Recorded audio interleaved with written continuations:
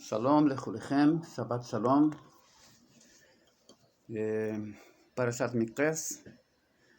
Vamos fazer uma pequena abordagem e entender o que vem oculto nela para o nosso povo, especialmente para os últimos dias. Baruch atah Adonai Eloheinu melech haolam, shehakol nihyeh bidvaro.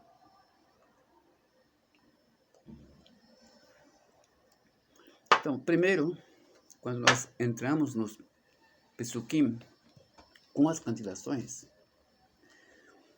nós percebemos na tonalidade que há um grande sentimento ali. No começo, nós começamos assim, eu vou ler com o termino aqui. Vaigash elav Yehuda Vayomer pi Adoni Yedaber na'avdecha davar Beozni Adoni Veliharapecha be'avdecha Ki chamocha kefar'o. Então, a gente já percebe aqui no primeiro pasuk o sentimentalismo que tem nessa paraxá. E realmente é algo muito tocante. Quem olha bem para paraxá, o encontro de irmãos, especialmente um irmão que foi vendido, que até ia ser morto. Ele foi vendido para evitar que fosse morto. Mas foi a única saída que encontraram, porque Shimon e Levi eram implacáveis. Agora, deixando um pouquinho de lado essa questão, conversa vai, conversa vem, eles começam a contar para ele que eles têm um pai. O Senhor perguntou se nós temos um pai, ou se nós temos um irmão, e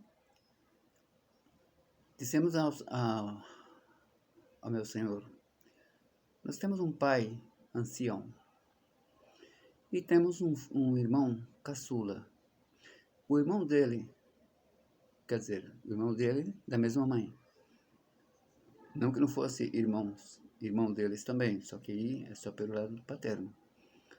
Então ele diz, o seu irmão morreu e restou ele sozinho para sua mãe, quer dizer, da sua mãe. E o seu pai o ama muito. Seu pai o ama, né? E assim ele continua o diálogo e ele se dá conta, ele percebe que o irmão está sendo muito sincero. Yehudá, que está respondendo, está sendo muito sincero. Então, pela lógica, os irmãos realmente o deram por morto. Pensaram que com a viagem para o Egito, os medianitas, depois os medanitas, ou talvez os próprios egípcios, tivessem já dado fim à vida dele.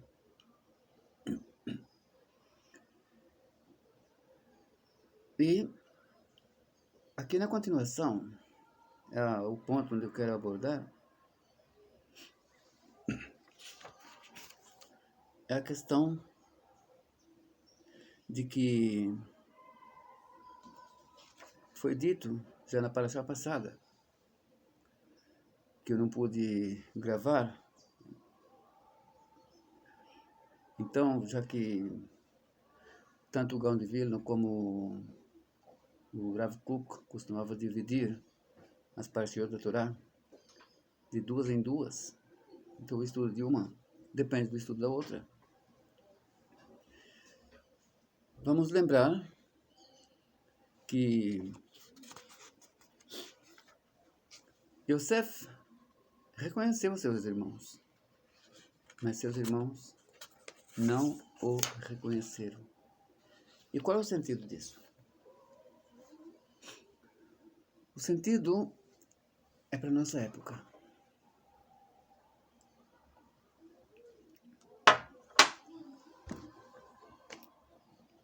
Na nossa época, nós temos uma época de Anshei Maná. Tudo começa no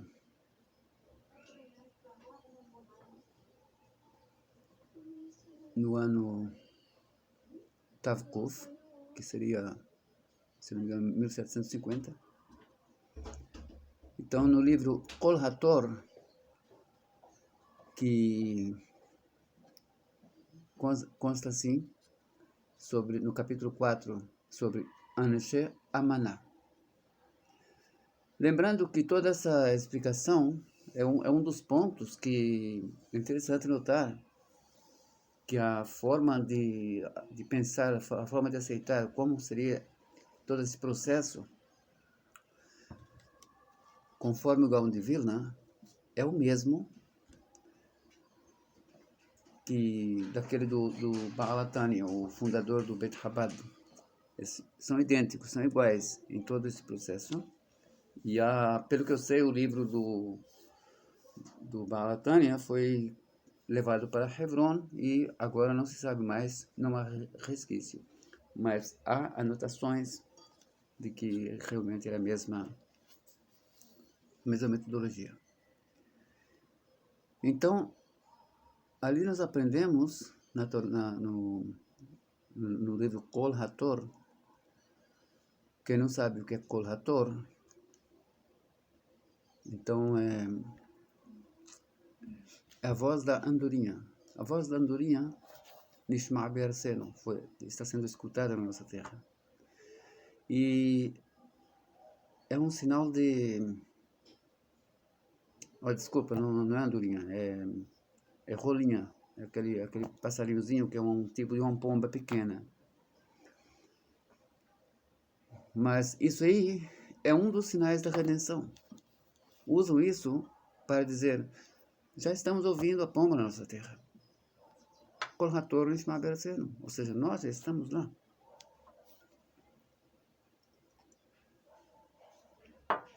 E a partir do ano Tavkov, de 1750, um pouquinho, aí começa aí o que se chama a preparação e Hachshara, quer dizer, todo um preparo, uma abertura para que possa haver a Ithalta de Geula, o princípio da redenção. Ainda não é a redenção. É importante saber isso. Ali é o ponto em que o povo judeu se desperta e começa a ir para a terra de Israel. Nada a ver com Herzl. Não fiquem pensando que Herzl tem a ver com isso. Herzl é bem mais tarde. E muito pelo contrário. A questão aqui é que quem foram os primeiros que foram para a terra de Israel, a partir da Europa, foram exatamente os discípulos do Gaon de Vilna e os discípulos do Baal HaTanya. Foram os primeiros que povoaram a terra de Israel. Eles eram assistidos por comunidades europeias, especialmente pelos mais ricos, que socorriam o pessoal de cima. Entre um dos grandes que socorreram muito o povo de Israel na terra de Israel, deram muito suporte, foi o grande Montefiore, né, que foi um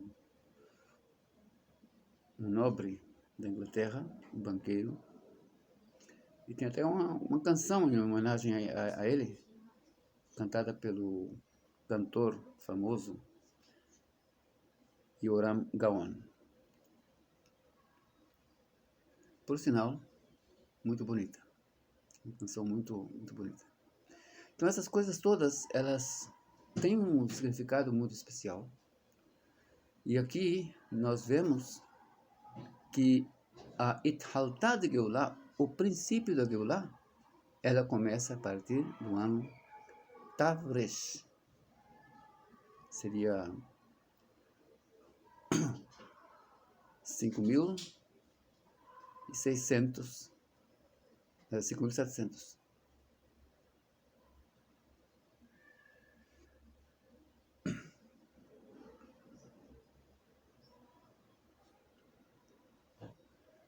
5.500 seria o começo da preparação para chegar até 5.600.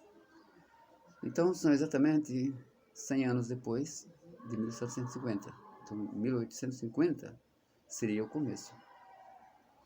E esse começo, ele vai até o ano Tavshin-nun. Tavshin-nun é o ano 5.750.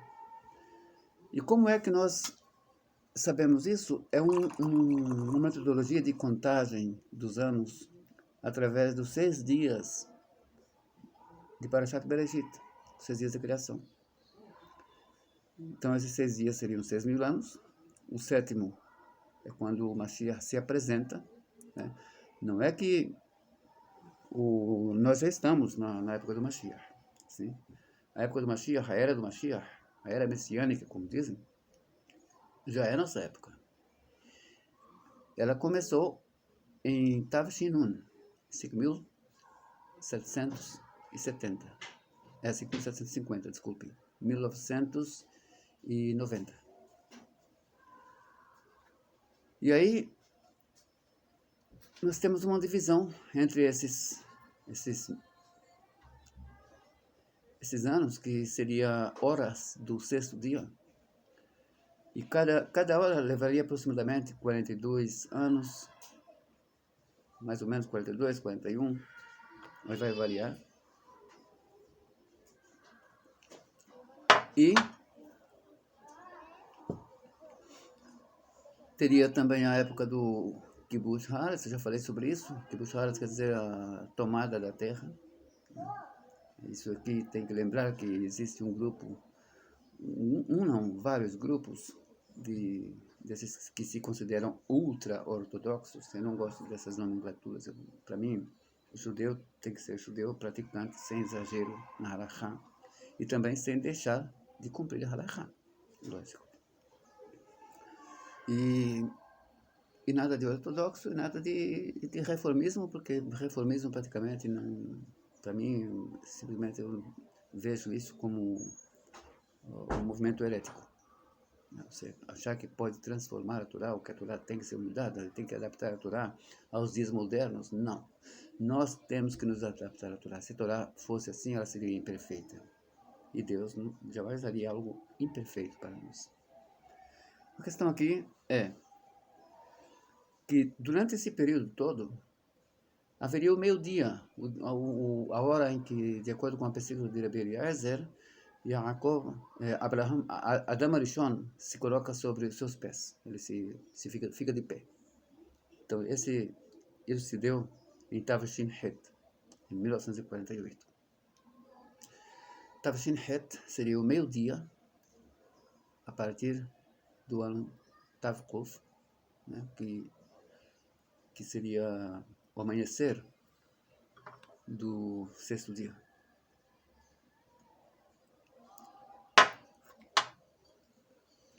Então, com essa contagem de anos, nós chegamos até o meio-dia, que seria 1948. Só que já haviam escritos sobre a questão de como o povo de Israel se levantaria na terra de Israel. Porque, afinal, os judeus praticantes que ali chegaram, eles não tinham nem como promover um Estado. E nunca sequer pensaram nisso. Eles viviam sob o domínio britânico, eles viveram eu acho que também sob o domínio otomano, anteriormente. Mas nunca pensaram realmente em levantar o Estado. Eles eram estacionados, estacados, parecido com os palestinos. Quer dizer, palestinos, na verdade, eram os judeus da terra de Israel. O nome palestino passou a ser usado pelos árabes da Palestina somente após 1956, por causa da Liga Árabe, que achou que com isso eles teriam mais respaldo diante das nações. Antes disso, eles não aceitavam serem chamados palestinos, que isso fique claro para todo mundo, porque todo mundo hoje confunde e fala de um povo palestino. Não existe um povo palestino. Os palestinos se achavam sul-sírios. Sírios sírios do sul da Síria. Eles consideravam a Palestina como parte da Síria. E eles são uma mesclagem de diversos povos, incluindo também árabes. Mas os próprios árabes, os árabes verdadeiros são os árabes do Catar, são os árabes da Arábia Saudita, do Kuwait, e talvez até do Iêmen, eu diria. Mas o Oman e outros. Os outros países árabes, realmente, também mesclagem de povos, mas pelo menos são árabes. Eles têm uma origem árabe mais concisa, mais clara. Agora, a partir de 1956, passaram a chamar os palestinos de palestinos, os palestinos árabes. Antes disso, eles não aceitavam ser chamados de palestinos, porque eles se achavam confundidos com judeus. Quer dizer, eles mesmos consideravam que os palestinos eram judeus. Pois bem, deixamos esse assunto de lado, mas é importante para as pessoas saberem, porque hoje em dia há muita desinformação proposital, antissemita, eu digo. Pessoas que querem o mal do nosso povo e não querem respeitar o nosso direito a ter a nossa terra.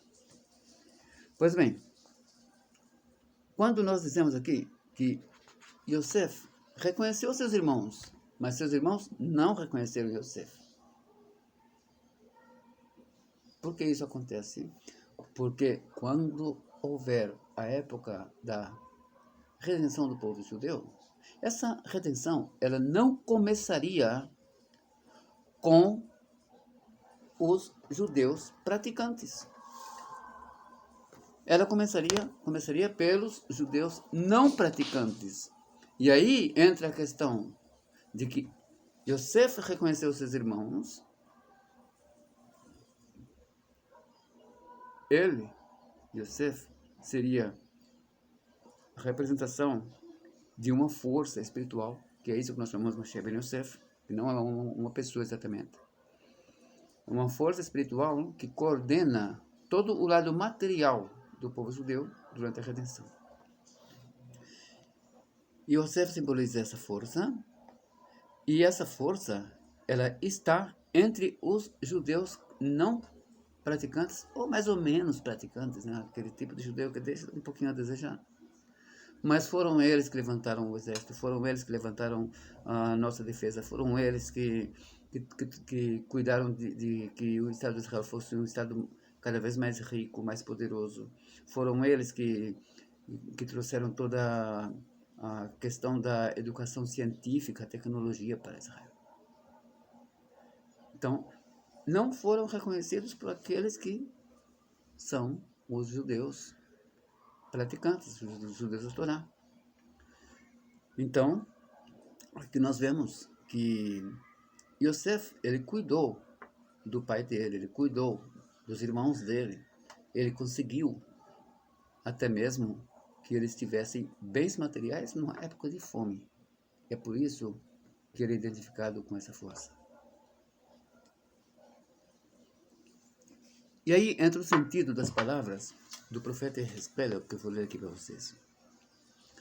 Hayatan alai yad Adonai, ויוציאני ברוח אדוני, ויניחני בתוך הבקעה, והיא מלאה עצמות. Esteve sobre mim a mão de Hashem, me retirou pelo Espírito de Hashem e me colocou dentro do vale. E esse vale estava cheio de ossos. Ve'revirani alehem saviv. E me fez passar sobre eles em volta. Vehine rabot meod al penei habikah. Vehine yeveshot meod. E eles eram muitos sobre todo o vale e eis que estavam muito secos. Vaiomer Elai, e ele me disse, Ben Adam, Hatihyena ha'ansamot ha'ele? Acaso vão reviver esses ossos? Vaomar, Eu disse, Adonai Elohim, Ata Yadata. Senhor Deus, só tu sabes. É tu quem sabes. Bom, já conhecemos bem a continuação. Então, isso que indica que o povo de Israel voltaria para a terra de Israel. Seria novamente uma nação poderosa depois de estarem praticamente como ossos secos por causa de tanta perseguição, tanto sofrimento, tanta coisa que aconteceu com o nosso povo em toda parte do mundo. Então, um pouquinho adiante, lá no verso 8, Veraiti, e eu vi, Vehine alehem gidim ubasar, Allah. Eu vi sobre eles gidim, quer dizer, tendões e carne,